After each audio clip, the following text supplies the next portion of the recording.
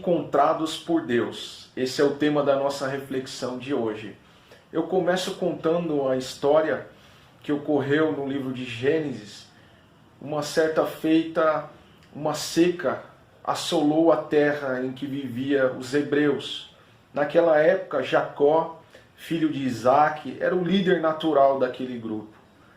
Era um homem rico, de muitas posses, porém o seu dinheiro não valia mais ali naquele local, porque não tinha o que comprar, a terra não produzia mais, a ponto de, um dado momento, Jacó se vê obrigado a morar no Egito, sair daquele lugar onde ele já estava enraizado, estruturado. Ele se viu obrigado a morar em uma terra longe, uma terra com uma cultura diferente, e começar tudo de novo. E lá no Egito, Jacó viveu em torno de 17 anos, e depois veio a falecer devido à sua idade avançada. E as suas gerações cresceram ali naquela terra. Conforme eles iam crescendo, tornaram-se uma ameaça para o faraó, rei do Egito. E por questões sombrias e obscuras, alojada no coração de Faraó, ele se sentiu ameaçado por conta do número de pessoas daquela nacionalidade. E ele decidiu eliminar todos os filhos homens, todas as crianças do sexo masculino que nasciam naquela época. E isso ocasionou grande sofrimento para aquele povo, grande opressão. Eles se tornaram escravos naquela terra.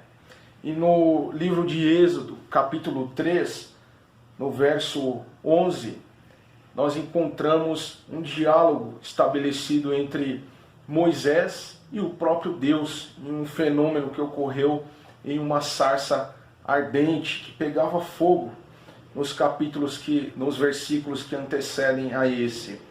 E Deus propôs uma empreitada, um empreendimento a Moisés. Deus levantou Moisés e incumbiu a responsabilidade dele ir até lá e livrar aquele povo das mãos de Faraó. E Moisés, sem ter noção do grande poder de Deus, ele disse: quem sou eu para ir lá até Faraó e livrar aquele povo das garras dele, da mão dele? E eu digo a você que Moisés estava certo. Ele, perto da grandeza de Deus, diante desse empreendimento, que não era tarefa fácil, sem ter influência nenhuma, e até pelo fato dele ter sido foragido daquela terra, conforme o texto nos relata, não seria tarefa fácil. Mas ele não tinha ideia de quem estava com ele naquele momento. E Deus, ao ele questionar, quem sou eu para ir a Faraó e tirar do Egito os filhos de Israel? No verso 12, Deus respondeu: eu serei contigo, e este será o sinal de que eu te enviei. Depois de haveres tirado o povo do Egito, servireis a Deus neste monte. Deus disse: eu irei com você nessa empreitada. Eu estarei com você nesse empreendimento que eu te levantei. Isso nos serve para nos motivar, para nos dar força na missão que eu e você fomos chamados. Nós somos chamados por Deus para sermos mordomos de toda a criação, para servirmos a Deus de forma de mordomia. O sentido de mordomia no original quer dizer euconomos, economia. Né? Hoje nós fazemos dessa palavra apenas uma parede, né, de econômica, ligada à economia. Mas a etimologia dessa palavra é mordomia, é cuidar dos recursos, é administrar os recursos que Deus nos colocou em nossas mãos, a criação, o cuidado um com o outro. Então esse é o sentido de economia. E nós somos chamados para isso, nós somos chamados para servir a Deus, para sermos mordomos de Deus. Esse é o propósito da criação. E um outro aspecto que nos chama a atenção é acerca da nossa vida.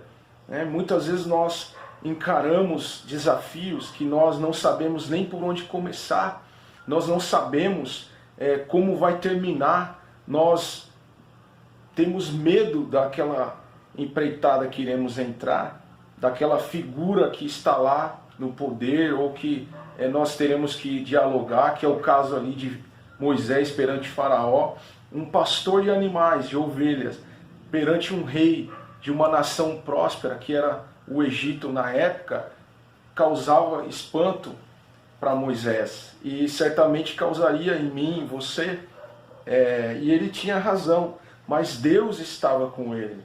Então eu quero dizer a você que a grandeza de Deus é imensurável. E depois ele disse, mas o que eu vou dizer ao povo? O que eu vou falar para eles? Que eu vou libertá-los em nome de quem? De que Deus? E Deus disse a ele, diga que o Eu Sou te enviou. Diga que Eu Sou enviou vocês. Então Deus, Ele caminha conosco, Ele está conosco todo o tempo. A missão que nós somos chamados não é fácil, ela é árdua, ela é dolorosa. E a nossa vida também não é mar de rosas. Nós passamos por momentos turbulentos, nós passamos por aflições, mas nós temos que ter essa perspectiva de que Deus está sempre ao nosso lado. O Eu Sou está do nosso lado. E ele fala também no verso seguinte que isso seria passado de geração em geração. E isso nos alcança também, porque a aliança, o pacto que ele fez com Abraão, com Isaac, com Jacó, de estabelecer uma aliança, foi a todas as nações. E uma nova aliança foi estabelecida, mais uma vez, através de Jesus.